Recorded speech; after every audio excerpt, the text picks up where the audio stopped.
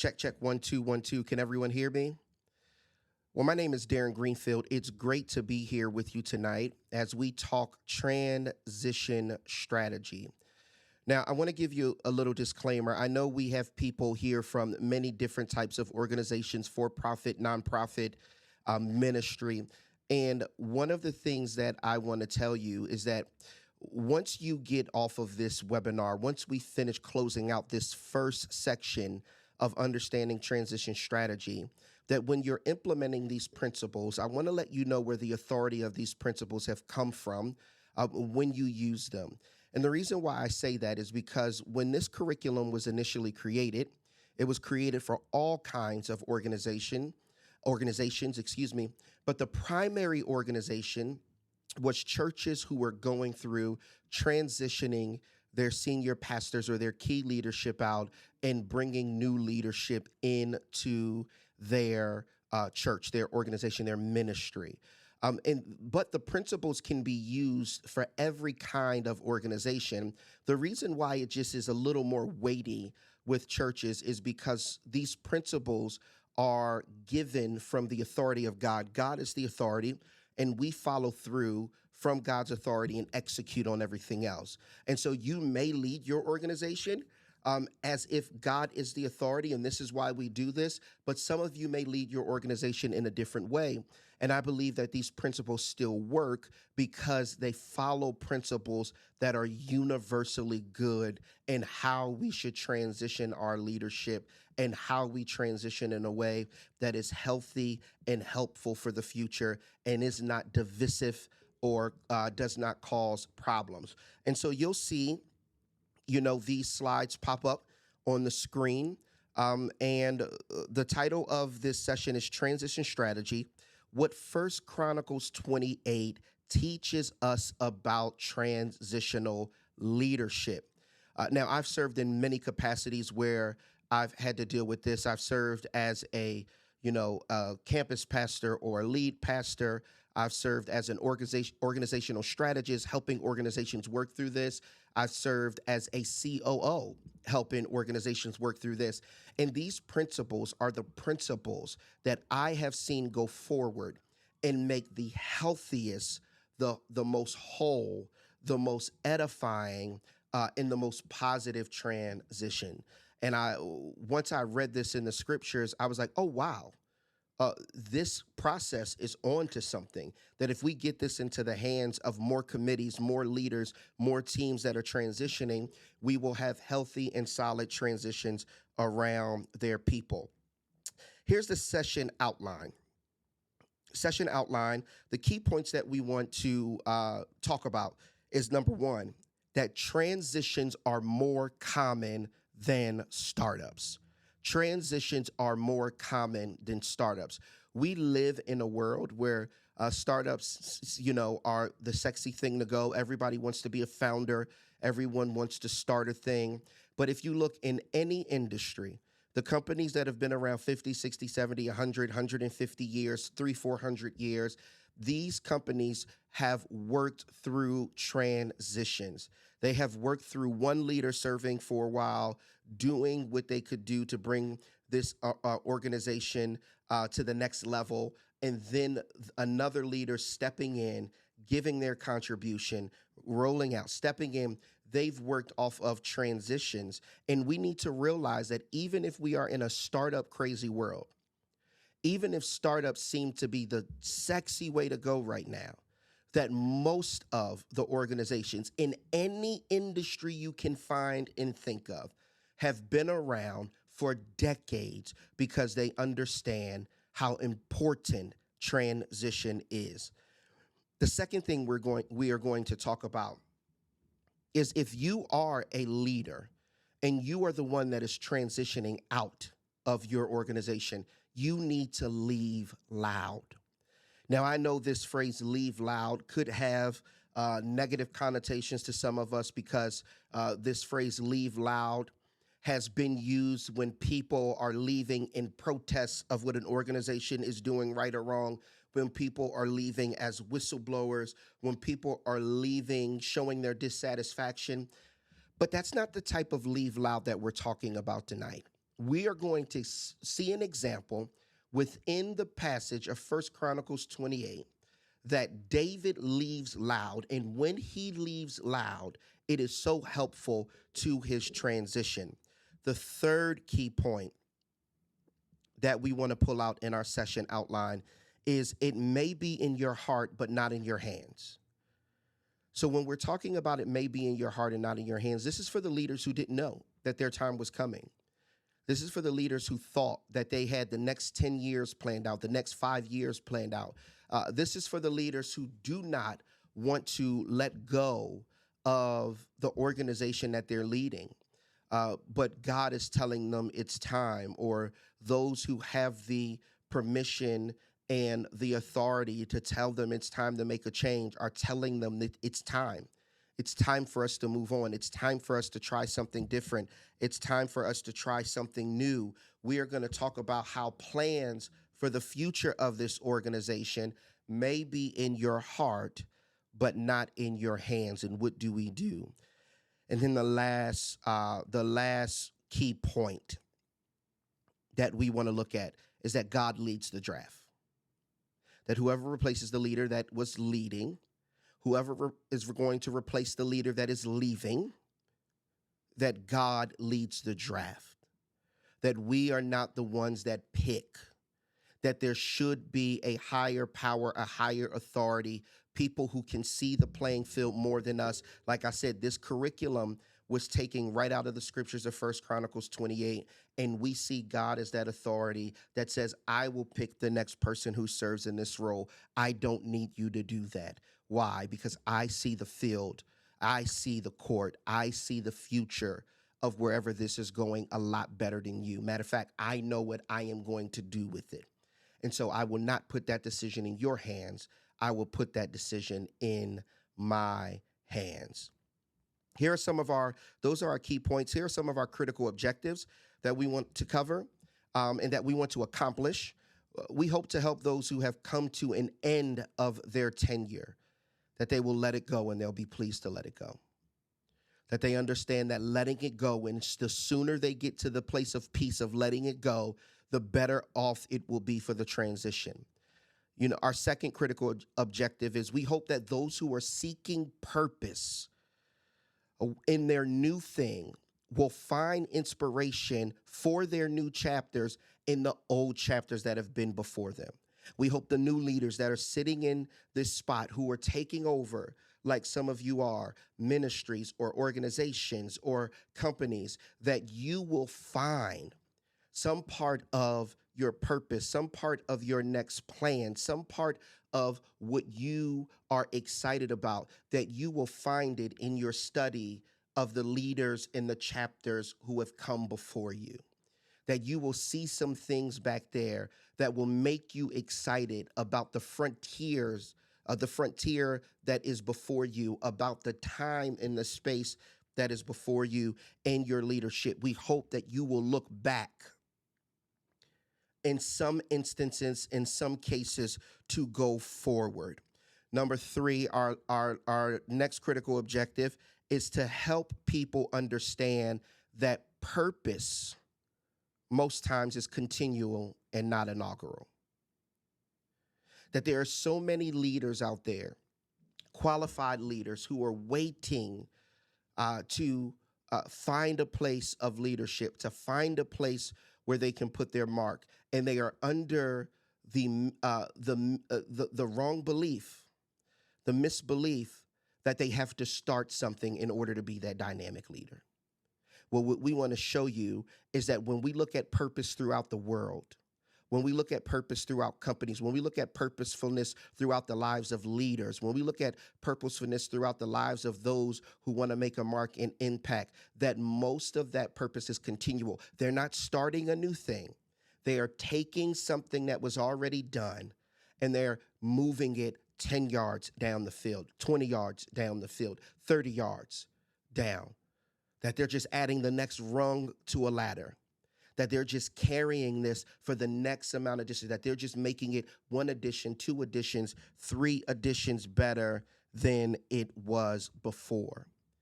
That they are carrying on a continual purpose and not an inaugural purpose. There are not many people who carry on an inaugural purpose, but there are a lot who carry on a continual purpose. All right, let's get into our first key point. Transitions are more common than startups.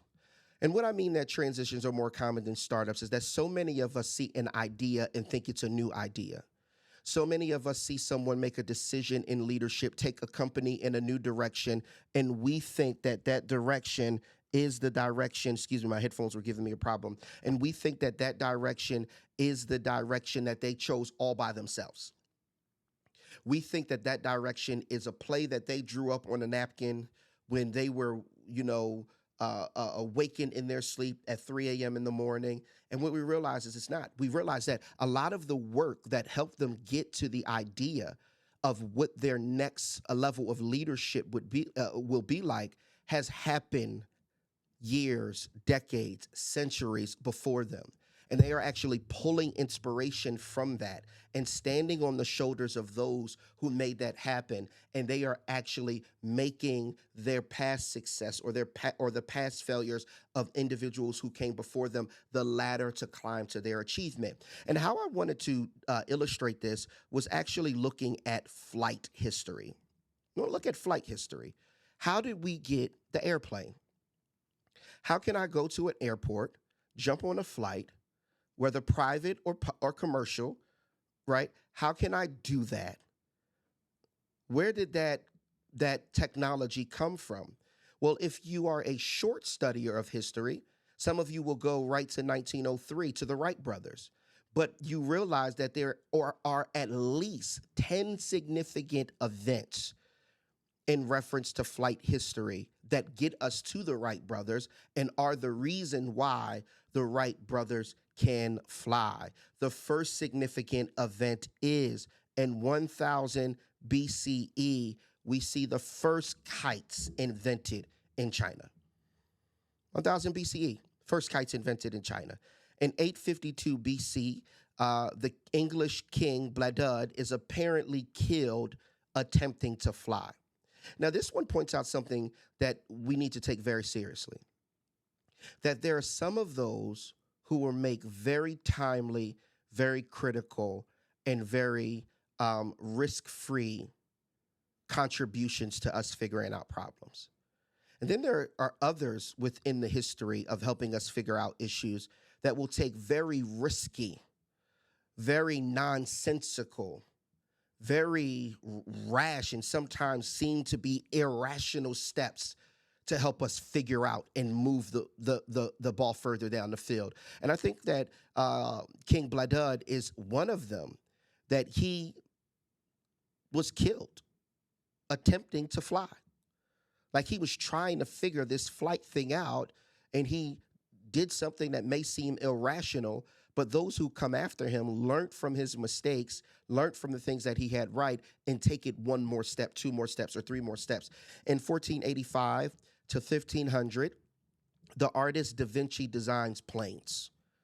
Da Vinci designs planes. In 1709, Bartolomeo Lorenzo di Gusmão designs a model glider. So you see what happened? Bladud attempts to fly. He doesn't get it. Maybe that's the crash heard around the world.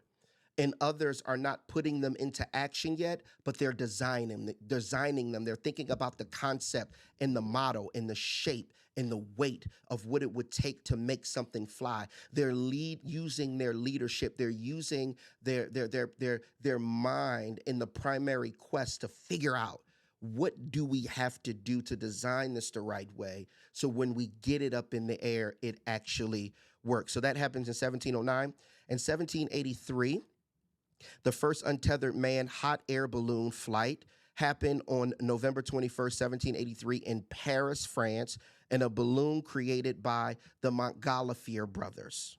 That happened in 1783. 1843, biplane design was made by George Cayley.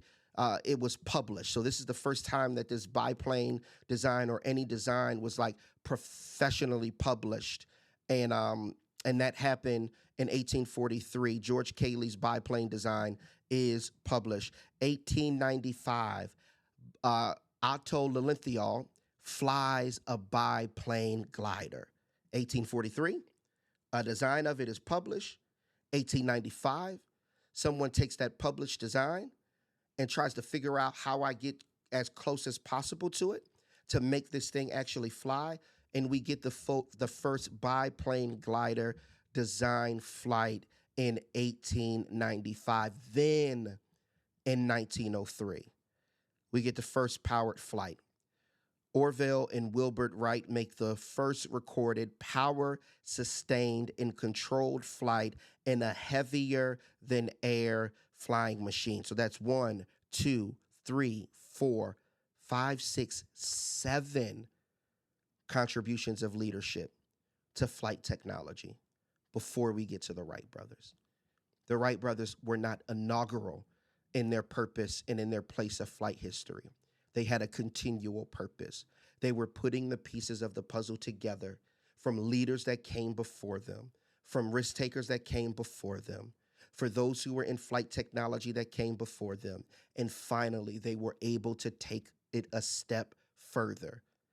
But I do not believe they would have gotten to that step without those that came before them. And so now that we know that transitions are more common than startups, then that should give us a certain kind of weight and responsibility we should have when we're transitioning on. Like, we want to do this the right way because we realize that the goodness of our organization, the goodness of our ministry, the impact of it will be passed on. It will be affected if our transitions are not as healthy as they should be. That we want to be able to pass this on because we want this ministry, this organization, this company to be able to accomplish something in the next phase of its life that it wasn't able to accomplish in the prior phase of its life. But we want it to accomplish that next phase by standing on the accomplishments and the impact of the prior phase. That's what we want to happen. So the first thing we see in First Chronicles 28 happens in verses 1 through 2. I have my Bible here. You can open it up with me. David leaves loud. He leaves loud. What do I mean by leave loud? Look at First Chronicles 28. David assembled at Jerusalem all the officials of Israel, the officials of the tribes, the officers of the divisions that serve the king, the commanders of thousands, the commanders of hundreds, the stewards of all the property and livestock of the king, and his sons together with the palace officials, the mighty men and all the seasoned warriors. Watch this. You heard that? He assembled all those people together. Verse 2. Then King David rose to his feet and said, "Hear me, my brothers and my people. I had it in my heart to build a house of rest for the ark of the covenant of the Lord and for the footstool of our God. And I made preparations for building. But God said to me, you may not build a house for my name, for you are a man of war and have shed blood." David leaves loud. How does David leave loud? David transitions in a fashion that shows God's sovereignty and diminishes subjectivity. What do I mean by that? David transitions in a fashion that shows God's sovereignty and diminishes subjectivity. This is what I mean by David leaves loud. David calls everybody together from the top of his organization, top levels, to the ground level of his organization. He calls them all together and he gives them the announcement all at one time. And he lets them know all at one time. I want to let you know who is in charge of this transition.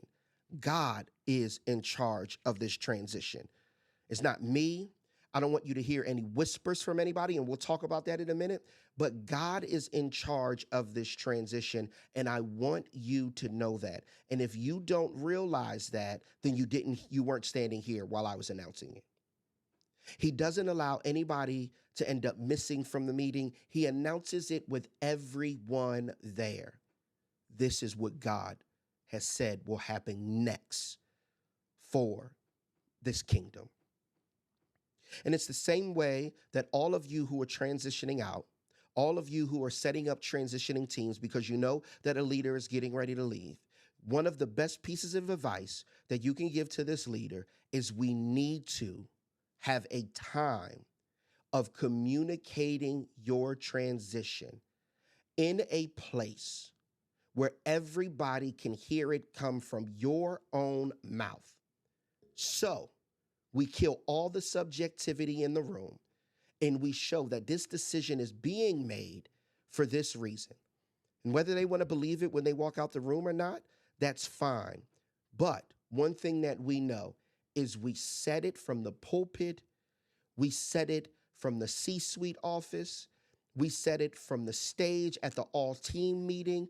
We said it. This is what's happening with this transition, and this is why. And we want to be honest with our people. Why do we want to be honest? Because we realize the second thing we see is healthy transitions are steeped in endearment and not endangerment. What do I mean by that? Look at how David addresses the people of his kingdom during his announcement. Verse 2. Then King David rose to his feet and said, "Hear me, my brothers and my people." David lets them know this announcement is not only about information. This announcement is not only about me no longer being your king. This announcement is recognizing that you and I, that me and this kingdom, that me and my people, that me and my brothers, we share some intimacy. And what David is doing for them right now, because remember, at this time, David doesn't want to leave the kingdom. David said, I wanted to build a resting place for the Ark of the Covenant and a footstool for my Lord. But then he talks about how God told him that he would not do it. David lets them know that within the midst of this transition, I am going to intimately address you. I am going to intimately let you know some of the things that are going on in my heart. And I want you to know that this is just not a typical move along, feed you some spin transition. I want to let you know, and I want to put you in the rawness, in the moment of what's really happening right now. I want to steep this transition in endearment. I love you. I've had time to serve you. I really like being your colleague. Me and you, we may have fought a couple of times, but we did it for the betterment of this kingdom. We did it for the betterment of this ministry. We did it for the betterment of this organization, for this company. But as I leave here, I want you to know that either I knew it was time to go or I didn't know it was time to go, but the writing on the wall says it's time to go. And when I leave here, more than making sure that this kingdom is intact, I want you to know that our relationships are intact. And if they aren't intact, I want to do the work to make sure they are intact before they leave. David steeps his announcement in endearment and not endangerment. What's endangerment? If you're someone who's leaving, people shouldn't be worried about, oh my God, what is going to happen with my job? Oh my God, who are they going to put it? Oh my God, what's going on? I feel so scared. Now is the person that going to be able to retaliate against me. Boom, boom, boom, boom. They shouldn't be wondering about being endangered for some reason because of your leaving. That should be the time when there's a time of endearment. And on your way out, a part of your exit plan should be to make sure that this organization is as safe as possible in preparing for your transition as it could be.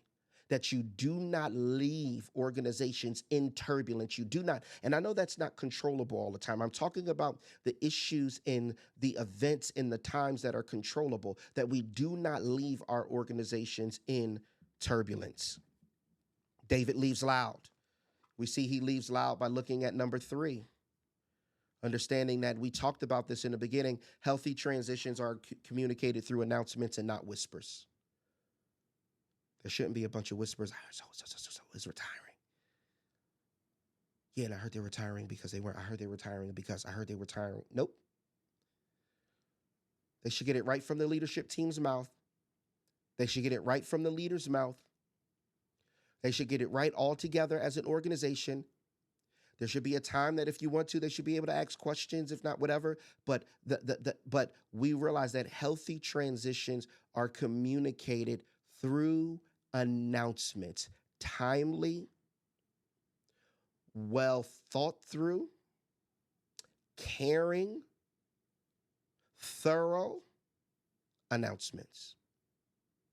Announcements that give people some type of concrete exhale that they know what's going on, not announcements that make them ask more questions than they had coming in to this announcement. We see that with David. David makes an announcement.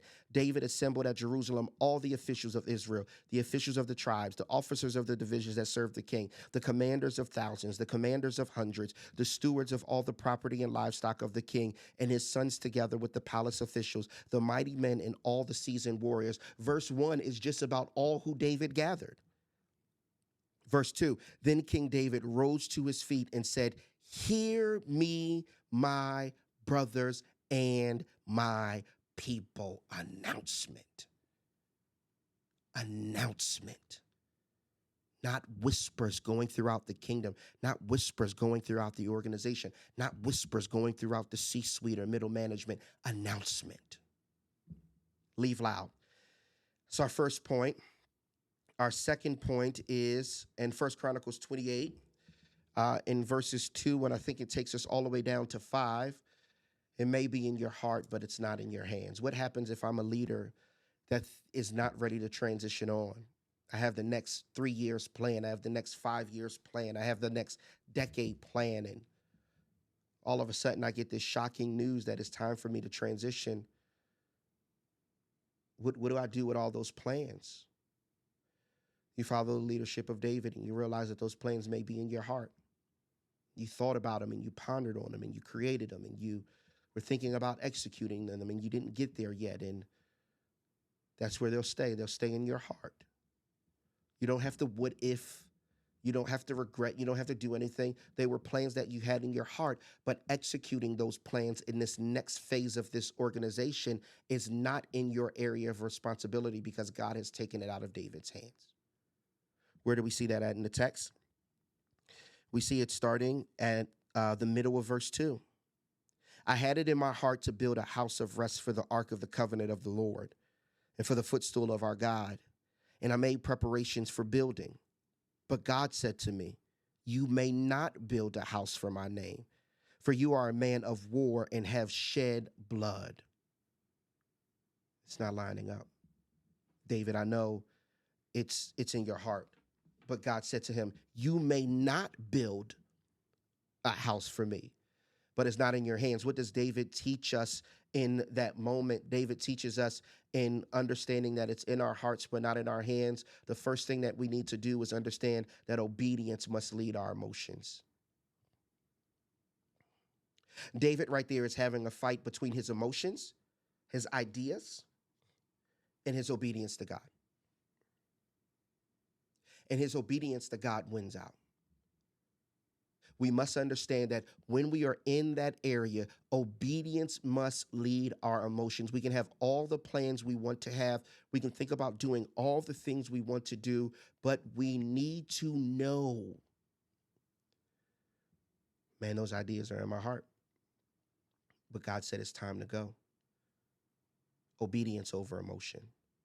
The second thing that we should do, we see David talk about in verse 4. Yet the Lord God of Israel chose me from all my father's house to be king over Israel forever. For he chose Judah as leader, and in the house of Judah, my father's house, and among my father's sons, he took pleasure in me to make me king over Israel. And of all my sons, for the Lord has given me many sons, he has chosen Solomon, my son, to sit on the throne of the kingdom of the Lord over Israel. What happened? David had grateful reflection in the transition. That in order for us to accept the difficulty of what's coming before us, in order for us to accept the ambiguity of what's coming before us, sometimes even before we think about what's coming before us, we need to stop in the present moment and have a grateful reflection in our transition. You see how David went from, it was in my heart, but God said no. But man, I'm grateful when I look back. I look back out of all my brothers. God picked me out of all the people. God picked my son Solomon. All this time, I may not get more with you, but when I look back on what we were able to cover, and that can happen in many ways. That can happen in dinners or services that are honoring the past. That can happen. I saw it happen in a church that I was a part of. Pastor Charlie Dates built a history room within the church to remember the past. That can happen in many ways, that there should be a time that we gratefully reflect on the past in the midst of our transition. Why? Because being nostalgic is necessary for the leader and the people. If you move past a thing too fast and you do not honor it and you do not remember it well and you do not celebrate it and you do not heal from it, if you move past it too fast, you moving past it too fast will come to haunt you.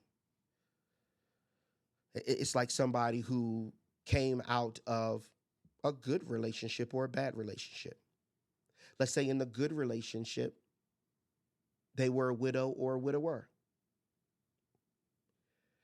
And instead of celebrating what their marriage was before, instead of, really looking back and thanking God for what they went through, out of their grief, they decide to move on too fast and they get involved in something else. You think that relationship has a chance to really be healthy? You think that transition really has a chance to really be healthy? Or will the fast pace of their movement actually make the transition worse? Let's look at somebody in a bad relationship. Somebody in a bad relationship, they break up, it's all crumbled, everything is bad out of it. Instead of getting the healing, instead of looking back, getting the proper perspective, instead of looking back, getting the lessons, they end up saying, okay, that's over, I'm done. All right, let's just move on. How many unresolved issues or problems are going to be stuck in the background, right? Or how would they be able to reflect and look back and say, that was a red flag, I should have obeyed that. I could have done that better. And even though it went bad, it wasn't all bad. Here are some of the lessons that I learned. There should be a grateful reflection in triumph or in pain, in accomplishing goals or in failure. David didn't do everything right. David's reflection on being king is not peaches and cream. He has to remember Bathsheba. He has to remember some of his questionable decisions. He has to remember people who've left his kingdom and no longer wanted to work for him. He has to remember how he used his power. He has to look back over what was really good, over what was bad, and over God's grace over it all. That's what we realize. We not only realize that, we realize that we need to leave loud. We realize that not only do we need to leave loud, we realize that it may be in our hearts, the future for this organization, but it's not in our hands. And the last thing we realize in this first part of the curriculum is that God leads the draft. What do I mean by God leads the draft? Look with me in your Bible in verses, starting with verse 6. He said to me, God that is, it is Solomon your son who shall build my house in my courts. For I have chosen him to be my son, and I will be his father. I will establish his kingdom forever, if he continues strong in keeping my commandments and my rules as he is today.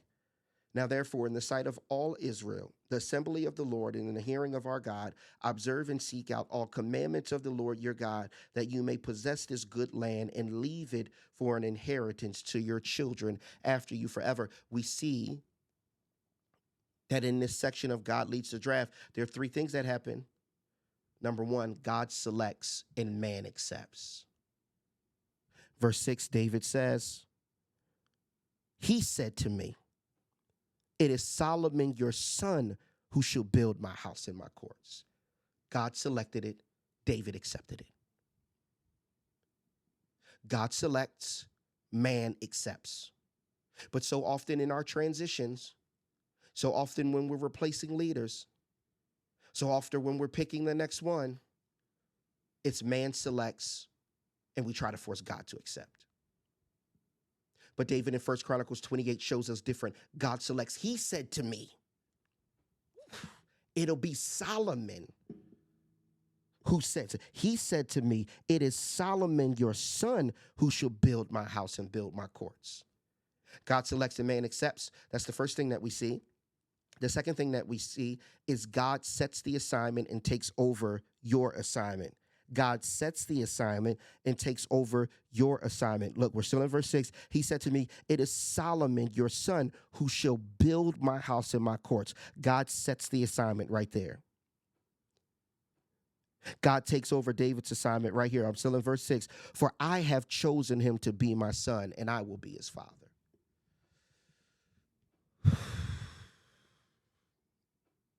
This is basically what God says to David. David, you were king. Now you are no longer king. And I would not tolerate you in grieving that you are no longer king, trying to direct Solomon on what to do with his kingship. You will not lay out any plans for him. You will not give him any ideas. You will not tell him that you think this is the way it should go. I'm going to give him the assignment. And David, matter of fact, I want to let you know, he's become my son and I become his father. That you can be his natural father, but when it comes to this kingdom and showing him what's next, when it comes to him understanding what to do, that's my role.